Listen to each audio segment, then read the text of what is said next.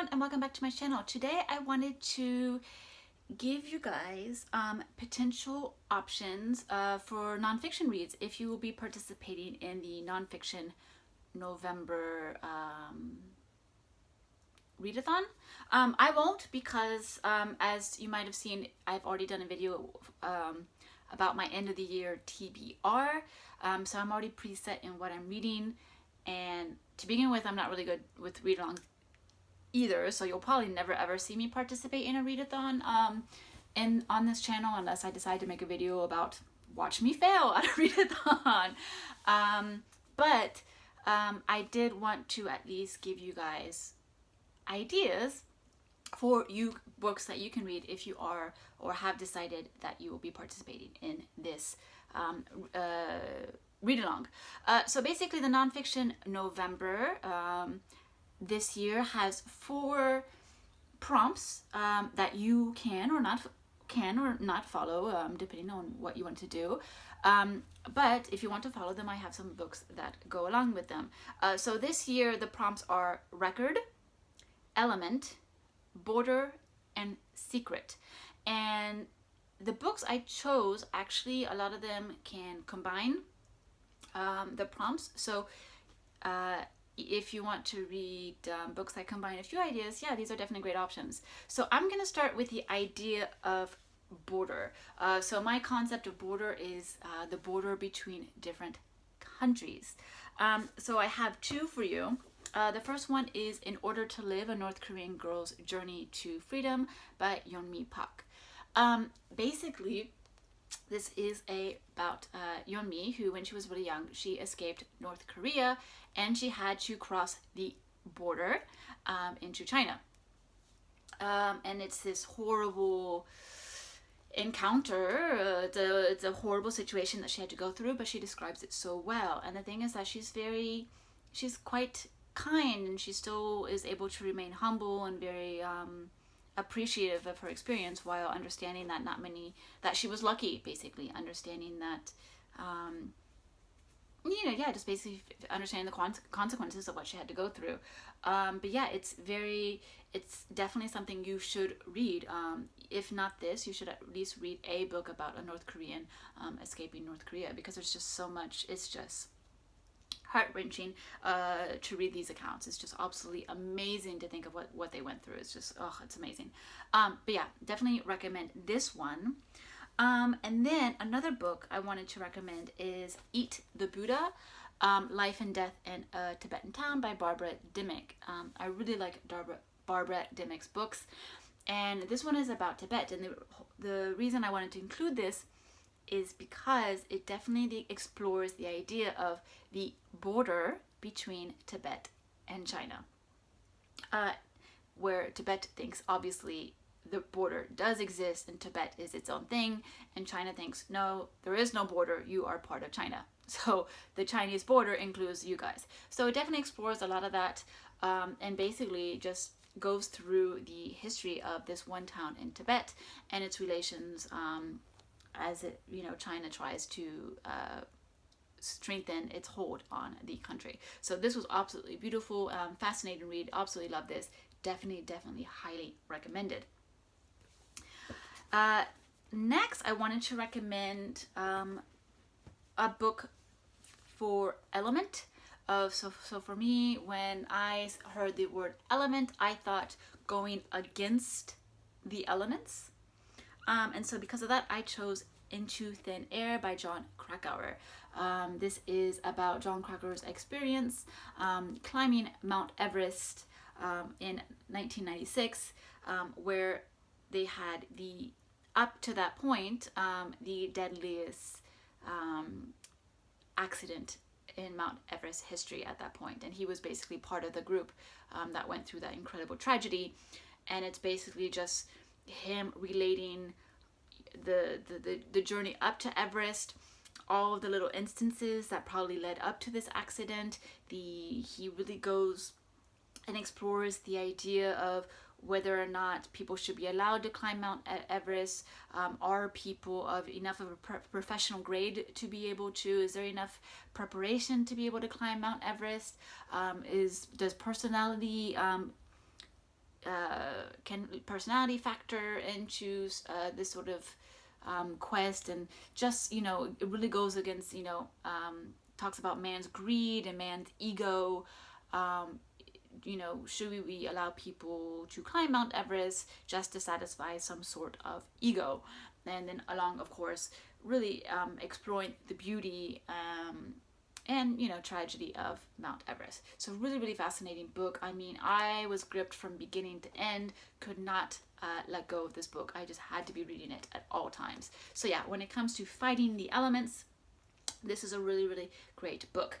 Also, you could say fighting the elements with In Order to Live, especially with, well, fighting the elements, well, basically fighting against everyone trying to bring her back to North Korea, but also when she has to cross the Gobi Desert to finally reach freedom. She definitely has to fight the elements. So this one could also definitely work for elements.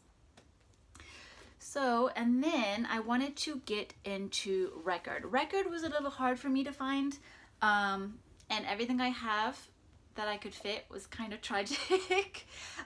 So I went with this book, First They Killed My Father, A Daughter of Cambodia Remembers by Loung, because of the record amount of people who were killed in Cambodia during the Khmer Rouge genocide. I feel really bad, but like, this is what I came up with, and it's a horrible, horrible thing, and it's awfully awful, but the book is really, really good, and it is definitely very important to read about what happened in Cambodia, because, you know, this kind of moment in history has been repeated so many times in other countries, and it continues to be repeated. And the thing is, we need to understand why and how these people come into power, and what makes them all of a sudden think, you know what, let's just massacre a bunch of people. So this is a wonderful little memoir about little but pivotal and very emotion packed and just gutting memoir of a really, really horrible time in Cambodia's history. It was absolutely devastating to the country, and yeah, it's just amazing. So this goes for Record because the record amount of people who were killed in Cambodia. So but we're going there. But yeah, that's where I went with that one. The final prompt for the Nonfiction November readathon is Secret. And so for that, I went with this. I have the French copy, but it has been translated into English. This is Des balles et de l'opium by Liao. It was translated into English as in Bullets and Opium, and is basically about Tiananmen Square, which China would like to keep a secret.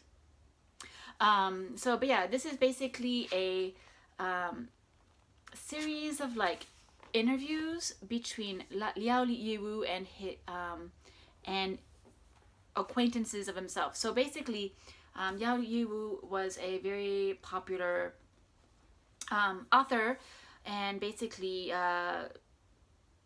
he was within the range of Tiananmen Square. He didn't actually really participate in it, but because he was within the range of the Tiananmen Square, he was targeted by the Chinese government, and basically they just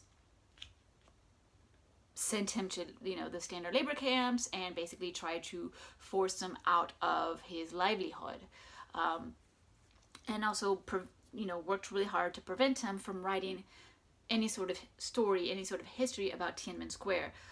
So this final book is basically like the 10th rendition that he wrote within his lifetime, because every single time he would write a manuscript, it would get stolen by the Chinese police, and he would have to start over. But this finally made it through, and it goes through his, like I said, it goes through his own experience working in the labor camp and trying to function in Chinese society post Tiananmen Square, when he very much has the stigma of Tiananmen Square. He has basically a mark on his back as a traitor to the Chinese government that really prevents him from thriving in Chinese society. And again, you know, he doesn't think this should be a secret. He's trying to get this information out there. So this is an incredibly memorable work that definitely should be read. So yeah, anything, yeah, Secret, Tiananmen Square, definitely highly recommended. And this, if you recall, last year I declared it as one of my favorite covers of the year because I think this is just absolutely beautiful. I love this cover. I really hope the English cover is similar, but I haven't checked it out. But yeah, this is available in English. So I highly recommend that one. And then, as a conglomeration to fit record, element, border, and secret, if you want to hit all the prompts at once, I chose Jung Chang's biography of Mao.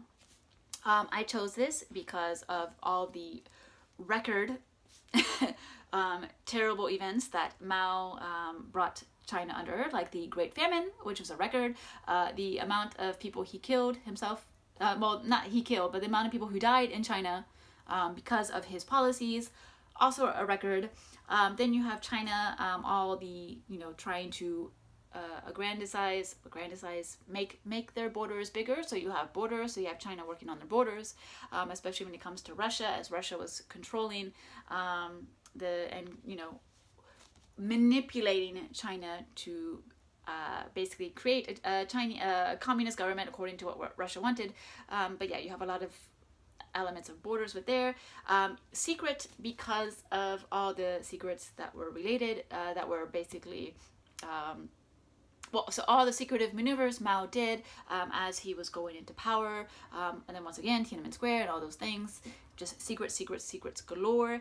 And then elements because of what the Chinese general population had to go through as they struggled against the elements, particularly during the Great Famine, while Mao was under power. So this is a really, really great, incredibly fascinating, incredibly mind-boggling biography of Mao by Jung Chang that really fits all 4 prompts. So it's big, but if so, not including all the notes in the back, or not the notes, but the bibliography, it's like 615 pages. But if you're including all 4 prompts in at once, then you can read this book throughout the month of November, and you will have succeeded in your Nonfiction November journey. So yeah, those are the books I really wanted to recommend for this year's Nonfiction November. I really hope you guys enjoy yourselves. Like I said, I will not really be participating, but I really hope you guys enjoy yourselves, and I can't wait to see if anybody ends up picking up any of these books. So anyways, thank you so much for watching, and I will see you in my next video. Bye!